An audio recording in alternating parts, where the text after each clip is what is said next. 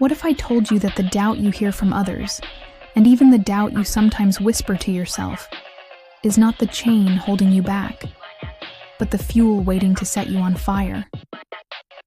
What if I told you that every time someone said, "You can't," they unknowingly handed you the very spark you needed to prove that you can? You might argue, "No, doubt weakens me. It drains my energy, crushes my confidence, and makes me believe I am unworthy." And I would answer, doubt is not a verdict. It is a challenge. It is not a wall. It is a mirror. It does not define you. It dares you. The question is not whether doubt will come, because it will. The question is, what will you do with it? There was once a man named Kalen, who grew up surrounded by voices of doubt. When he shared his dreams, they told him, "Be realistic." When he took risks, they said, "You will fail." When he stumbled, they laughed. "We told you so." At first, their doubt became his truth. He shrank himself to fit their expectations.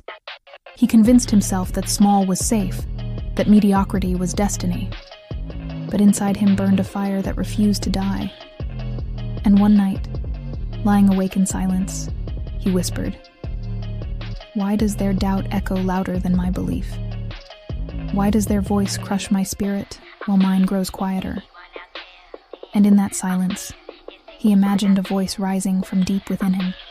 It was not soft, it was not soothing, it was sharp, relentless, undeniable. Because you have forgotten who you are.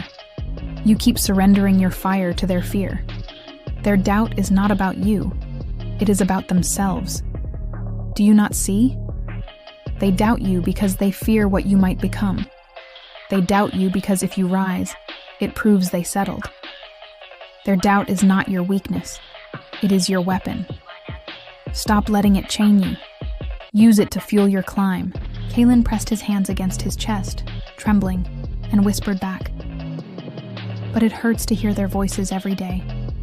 It hurts to be told I will never make it. It hurts to carry dreams no one else believes in."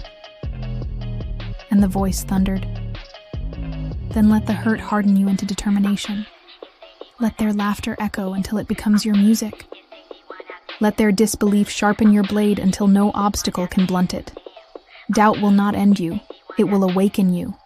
Every you can't you hear is a brick. Carry them, and you will build a throne." From that night, Kalen stopped waiting for silence. He stopped waiting for approval. Instead, every time someone doubted him, he whispered, "Thank you for the fire." When they laughed, he said, "Watch me." When they told him, "You can't," he said, "I will." And though doubt still surrounded him, he no longer saw it as poison, he saw it as fuel. He turned doubt into determination, and determination into persistence. But life, as it always does, tested him deeper. Just as he began to rise, he failed again. Just as he built something steady, it collapsed. Just as he believed more strongly, betrayal cut him down. His friends sneered, "See? We were right all along." His rivals smirked, "He will never last." Even his family pleaded, "Stop embarrassing yourself. Stop chasing what will never be yours." And though their voices pierced him like knives, Kalen lifted his head and declared, "Your doubt is not my truth. It is my fire. You can laugh 1,000 times, and I will rise 1,001. Every word you throw will build the very foundation of my victory." Years passed, and slowly, persistence carved progress. The man once ridiculed became the man respected. The name once mocked became the name whispered with awe. People asked him, "How did you survive when doubt surrounded you from every side?" And he told them, "I stopped fighting against doubt and started fighting with it. I learned that doubt is not my curse. It is my compass. It pointed me to where I needed to prove myself. And every time someone told me I couldn't, I made it my mission to show them I could." By the end of his life, Kalen was remembered not as the man who had no doubters, but as the man who turned doubt into his greatest determination. His scars became his proof. His persistence became his crown. His story became the reminder that doubt does not destroy the relentless, it defines them. And in his final days, when asked the greatest lesson of his life, he smiled and said, "They doubted me 1,000 times, but every time I turned their words into fuel. That is why I stand." So what if I told you that doubt is not the voice that ends you, but the voice that dares you? What if I told you that your doubters are not your enemies, but your unintentional motivators? What if I told you that one day you will look back and thank every person who said you couldn't, because without them, you might never have proven that you could? And when you rise, you will whisper to yourself, "Their doubt did not bury me. It built me." What if I told you that your deepest wounds are not the end of your story, but the beginning of your wisdom? What if I told you that every scar you carry, on your body, in your mind, in your heart, is not proof that you were defeated, but proof that you survived? You might shake your head and argue, "No, my wounds are shameful. They remind me of failure, betrayal, and weakness. They remind me of all the times I wasn't strong enough." And I would tell you this: your wounds are not curses. They are teachers. They are the textbooks life hands only to those who are being prepared for greatness. Every scar is a story. Every scar is a lesson. Every scar is wisdom carved into your flesh and soul. There was once a man named Arik who hated his scars. From childhood, life marked him with pain. He lost his father young. He was mocked by peers. He failed in business after years of effort. And when love finally found him, betrayal stole it away. Everywhere he went, he carried wounds, visible ones on his body, invisible ones in his heart.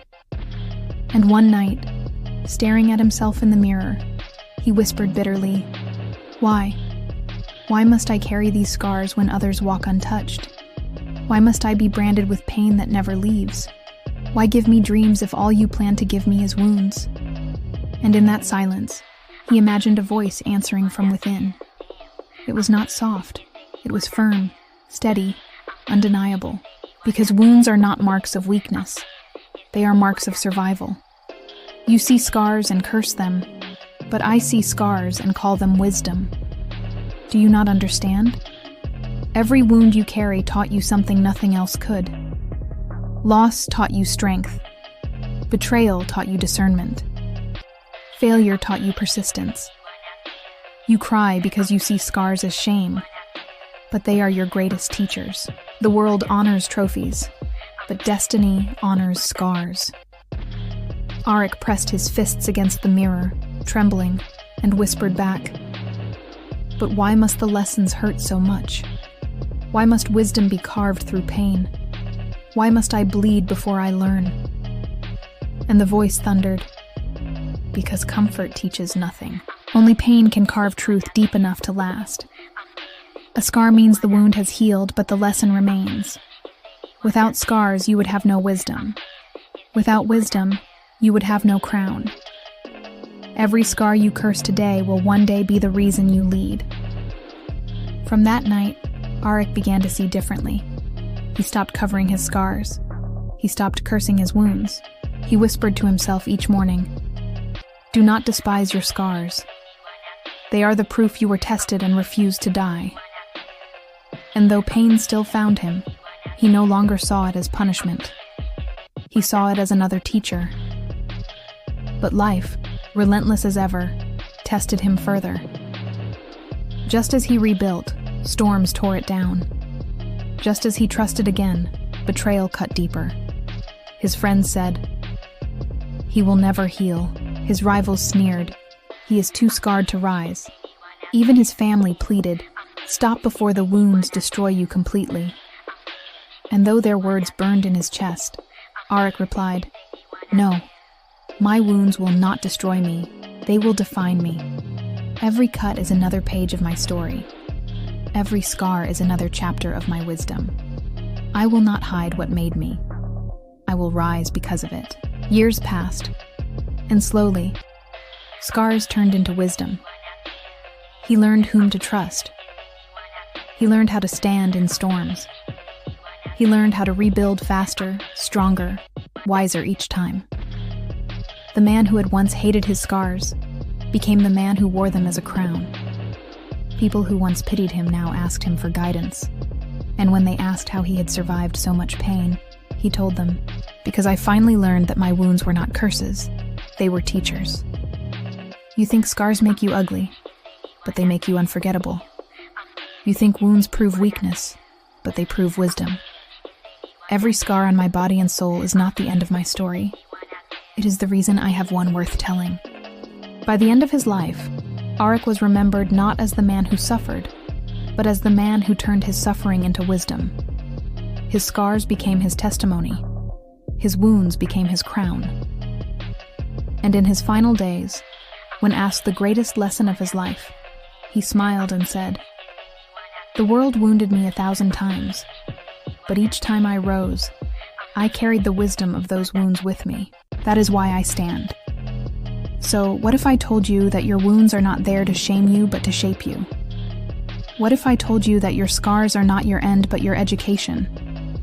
What if I told you that one day, the very things you wish to hide will become the very reasons you are respected? Your wounds are not your downfall. They are your wisdom. And one day, when you rise, you will whisper with pride, "My scars are not my shame. They are my strength. My wounds did not destroy me. They taught me how to live." What if I told you that the vision burning in your heart was not placed there to tease you, but to test you? What if I told you that the dreams that refuse to die, no matter how many failures you endure, are not illusions but instructions? You might argue, "No, my vision has tortured me. It has kept me awake at night. It has made me suffer ridicule, failure, and betrayal." If this vision was real, wouldn't it have happened by now? And I would answer, vision is not given to the impatient. Vision is given to those willing to carry it through fire, storms, and despair until it becomes reality. The longer it takes, the stronger it grows. The harder it gets, the deeper it roots itself in you. Vision is not a gift. It is a responsibility. There was once a man named Karen who carried visions too large for the world around him. From youth, he dreamed of building something great. But each time he pursued his vision, life struck him down. His first business collapsed. His closest allies betrayed him. His name became a mockery in his town. One night, staring at the ruins of yet another failure, Karen whispered, "Why give me vision if all it brings me is pain? Why place hunger in me if there is no food to satisfy it? Why make me dream of mountains if I was only meant to stay in the valley? If my vision is real, why has it not yet come to pass?" And in that suffocating silence, he imagined a voice answering. It was not gentle. It was fierce, unshakable, undeniable. Because vision is not meant to be easy. Vision is not for the faint of heart. Do you not see? Your vision is not a lie, it is a prophecy. But a prophecy must be protected. That is why storms come. That is why betrayal strikes. That is why delay lingers. To prove whether you will hold the vision when everything in you wants to let go. Anyone can dream in comfort. Only the chosen will keep their vision alive when the world tries to bury it. Karen gritted his teeth, tears sliding down his face, and whispered back, "But I am tired. I am broken. I have carried this vision for so long and have nothing to show for it. How can I keep believing when the years pass and nothing changes?" And the voice thundered, "Because vision is not measured by time. It is measured by endurance. The years you call wasted are not wasted. They are the foundation." You think nothing has changed, but everything has changed. You have changed. You are not the man you were when you first dreamed. You are stronger, wiser, sharper. Vision is not delayed. It is being prepared. From that night, Karen stopped asking when his vision would arrive. Instead, he asked how he could carry it faithfully. Each morning he whispered, "Do not drop the vision. Protect it. Nurture it. Endure for it. And though life continued to test him, though storms struck harder, though betrayal cut deeper, he no longer saw these as curses. He saw them as proof that his vision was worth fighting for. But life, relentless as always, pushed further. Just as Karen built something steady, fire consumed it. Just as he began to gain momentum, rivals tore him down. Just as hope flickered, it was drowned by despair. His friends laughed. Let go of this fantasy. His rivals sneered. Your vision is dead. Even his family pleaded, stop before you waste your life chasing something that will never happen. And though their words tore at him, Karen replied, no, my vision is not dead. It is alive in me. You may mock me, betray me, abandon me, but I will carry this vision until my last breath. Better to die with vision than to live blind. Years passed, and slowly, the impossible began to unfold. What once looked like fantasy became reality. The man who had been mocked became the man admired. The vision that once seemed foolish became the foundation of something greater than anyone imagined. And when younger men asked him how he held on so long, he told them, because I understood that vision is not meant to be easy. Vision is not meant to come quickly. Vision is a crown earned only by those who refuse to let it go. Every delay was not proof of death, it was proof of destiny. If you carry your vision long enough, the world will bow to it. By the end of his life, Karen was remembered not for how fast he rose, but for how long he carried his vision. His persistence became his testimony. His endurance became his crown. His story became proof that vision is not for the privileged, but for the relentless. And in his final days, when asked the greatest lesson of his life, he smiled and said, the world tried to kill my vision 1,000 times, but I carried it 1,001. That is why I stand. So what if I told you that your vision is not dead, but waiting? What if I told you that your dreams are not foolish, but forged? What if I told you that the delay is not a denial, but a test to see if you will protect what was placed in you? One day, when you rise, you will look back and whisper with pride, my vision was not my burden. It was my destiny, and I never let it go.